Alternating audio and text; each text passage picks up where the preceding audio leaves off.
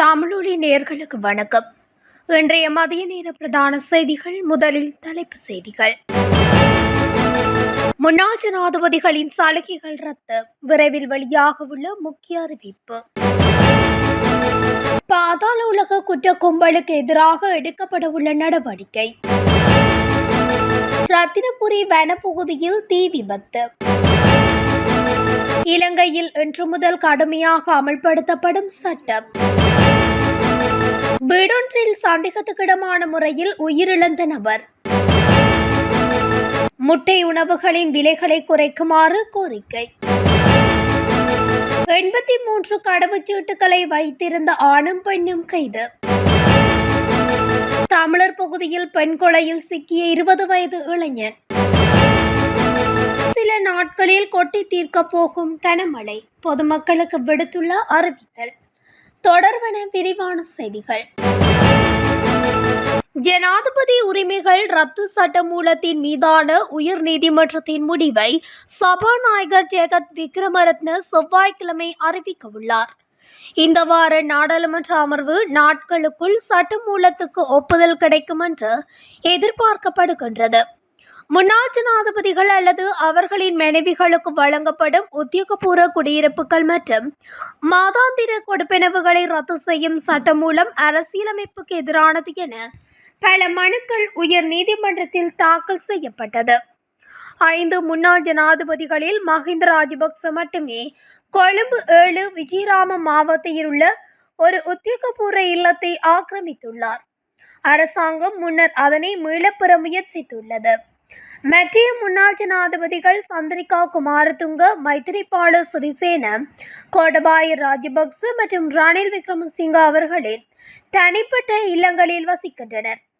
மறைந்த ஜனாதிபதி ரணசிங்க பிரேமதாசவின் மனைவி கேமா பிரேமதாசவும் தற்போதுள்ள ஜனாதிபதி உரிமைகள் சட்டத்தின் கீழ் மாதாந்திர ஓய்வூதியத்தை பெறுகின்றார்.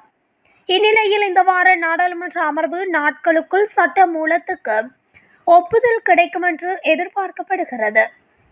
போலீஸ் அதிகாரிகள் மற்றும் பாதாள உலக உறுப்பினர்கள் ஆகியோர் கொல்லப்பட்ட 11 சம்பவங்கள் தொடர்பாக கைது செய்யப்பட்ட சந்தேக நபர்களுக்கு நேரடியாக குற்றப்பத்திரிகை தாக்கல் செய்ய சட்டமா அதிபர் முடிவு செய்துள்ளதாக தெரிவிக்கப்பட்டுள்ளது. விசாரணைகள் நிறைவடைந்துள்ள நிலையில் சாட்சிகளுக்கு அச்சுறுத்தல் ஏற்படக்கூடும் என்ற அடிப்படையில் குற்றப்புலனாய்வு திணைக்களம் விடுத்த கோரிக்கையை தொடர்ந்து இந்த முடிவு எடுக்கப்பட்டுள்ளது. களுத்துறை சிறைச்சாலை பேருந்து தாக்குதலில் பாதாள உலக குழுவைச் சேர்ந்த சமயன் கொல்லப்பட்டமை, கரந்தேனிய மருத்துவர் கொலை, போலீஸ் போதைப்பொருள் தடுப்பிரிவின் காவலில் இருந்த பொறியியலாளர் ஒருவரின் கொலை, கொகிவள போபி கொலை, போலீஸ் சந்தேக நபர்கள் சம்பந்தப்பட்ட எல்பிட்டி இரட்டை கொலை, போதைப்பொருள் தடுப்பிரிவின் அதிகாரி நியோமல் ரங்கஜீவ மீதான கொலை முயற்சியின் போது ஒரு சிறுவன் சுட்டுக் கொல்லப்பட்டமை, ரத்கம கொலைகள் மற்றும் கனேமுள்ள சஞ்சீவ மீது நீதிமன்றத்தில் துப்பாக்கிச்சூடு நடத்தியமை ஆகியவை இந்த வழக்குகளில் அடங்கும். இந்த நிலையில் ஒவ்வொரு வழக்கு கோப்பையும் மதிப்பாய்வு செய்ய சட்டமா அதிபர் திணைக்களத்தினால் ஒரு விசேட குழு நியமிக்கப்படும் என தெரிவிக்கப்பட்டுள்ளது. இரத்தினபுரியில் உள்ள வெலிக்கேபுல மற்றும் பலாங்குட பிரதேச செயலகங்களின் எல்லையில் அமைந்துள்ள வனப்பகுதியில் தீப்பரவல் ஏற்பட்டுள்ளதாக தெரிவிக்கப்பட்டுள்ளது.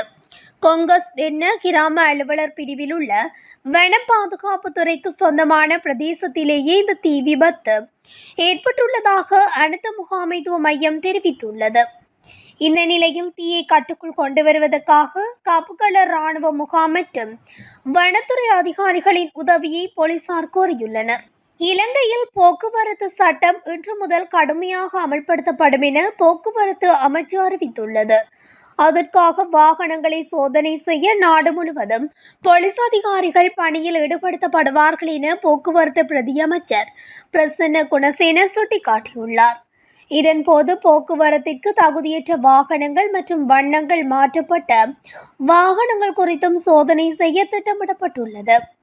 அத்துடன் வெவ்வேறு வண்ணங்களில் கூடுதல் விளக்குகளுடன் இயங்கும் வாகனங்கள், வாகனங்களின் முன்பின் மற்றும் இரு பகுதிகளின் சித்திர வடிவமைப்புகள் மற்றும் விளம்பரங்கள் பிரசுரித்தல் மற்றும் சட்டவிரோத மேலதிக உதிரி பாகங்கள் தொடர்பிலும் சோதனை செய்ய திட்டமிடப்பட்டுள்ளது. அதிக சத்தம் எழுப்பும் ஒலிப்பான் மற்றும் அதிக சத்தம் எழுப்பும் சைரன்கள் கொண்ட வாகனங்கள் தொடர்பாக இன்று முதல் சட்டத்தை கடுமையாக அமல்படுத்த போலீசாருக்கு அறிவுறுத்தப்பட்டுள்ளதாக போக்குவரத்து பிரதியமைச்சர் பிரசன்ன குணசேன தெரிவித்துள்ளார். குருநாகல் மெல்லகஸ்விவ பிரதேசத்தில் உள்ள வீடொன்றில் சந்தேகத்துக்கிடமான முறையில் ஒருவர் உயிரிழந்துள்ளதாக கொபேகனை போலீசார் தெரிவித்தனர். நேற்று மாலை இடம்பெற்ற சம்பவத்தில் மெல்லகஸ்விவ பிரதேசத்தைச் சேர்ந்த 59 வயதுடைய திருமணமாகாத நபரே உயிரிழந்துள்ளார். உயிரிழந்தவர் குறித்த வீட்டில் தனியாக வசித்து வந்துள்ளதாக தெரிவித்த போலீசார் மேலதிக விசாரணைகளை முன்னெடுத்து வருகின்றனர். முட்டையின் விலை அதிகரிக்கும் போது முட்டைகளை இறக்குமதி செய்ய சொல்லும் வெதுப்பக மற்றும் உணவக உரிமையாளர்கள் முட்டையின் விலை குறையும் போது அதன் பலனை நுகர்வோருக்கு வழங்குவதில்லை என்று அகில இலங்கை முட்டை உற்பத்தியாளர்கள் சங்கத்தின் செயலாளர் DR அழகுகொன் தெரிவித்துள்ளார்.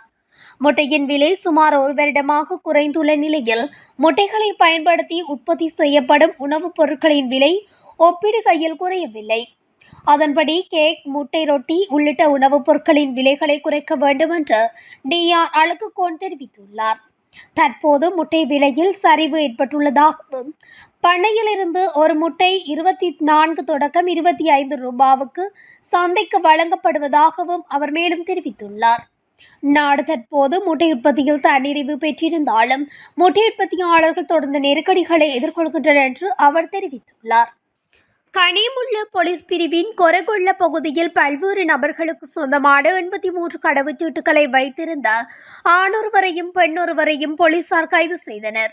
கனிமுள்ள போலீஸ் நிலைய அதிகாரிகள் குழு நடத்திய சோதனையை தொடர்ந்து சந்தேக நபர்கள் கைது செய்யப்பட்டனர். ஆண் சந்தேக நபர் வத்தளையைச் சேர்ந்த 51 வயதுடையவர் என்றும் பெண் சந்தேக நபர் கனிமுல்லையைச் சேர்ந்த 62 வயதுடையவர் என்றும் தெரிவிக்கப்பட்டுள்ளது. மேலும் சம்பவம் தொடர்பான விசாரணைகளை கனிமுள்ள போலீசார் முன்னெடுத்து வருகின்றனர். பெரிய நீலாவணி பகுதியில் பெண்ணொருவர் கொலை செய்யப்பட்ட சம்பவம் தொடர்பாக அம்பாறை குற்றத்தடுப்பு பிரிவின் அதிகாரிகள் குழுவினால் 20 வயது இளைஞன் ஒருவர் கைது செய்யப்பட்டுள்ளார். கைது செய்யப்பட்ட நபர் பெரிய நீலாவணை 1ஆம் பகுதியைச் சேர்ந்த 20 வயதான இளைஞர் என தெரிய வந்துள்ளது. கடந்த 30ஆம் தேதி நடந்த கொலை தொடர்பாக அதிகாரிகள் குழு நடத்திய விசாரணையை தொடர்ந்து சந்தேக நபர் கைது செய்யப்பட்டார்.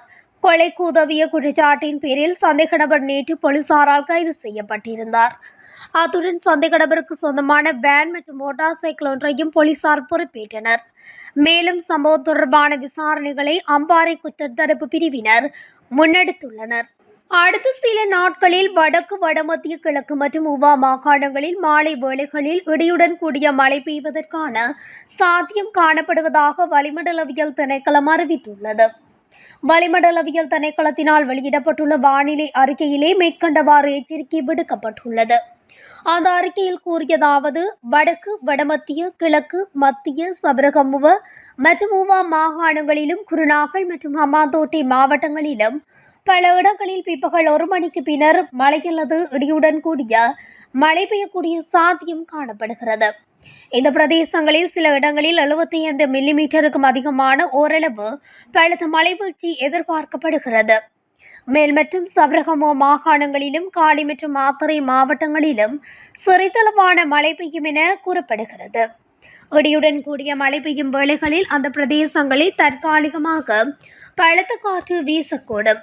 எனவே காற்று மற்றும் மின்னல் தாக்கங்களினால் ஏற்படக்கூடிய பாதிப்புகளை குறைத்துக் கொள்ள எச்சரிக்கையுடன் இருக்குமாறு வளிமண்டலவியல் திணைக்களம் அறிவித்தல் விடுத்துள்ளது. இத்துடன் தமிழொலியின் இன்றைய மதிய நேர பிரதான செய்திகள் நிறைவடைகின்றன. தொடர்ச்சியாக செய்திகளை அறிந்து கொள்ள தமிழொலி ஊடகத்துடன் இணைந்திருங்கள். நன்றி, வணக்கம்.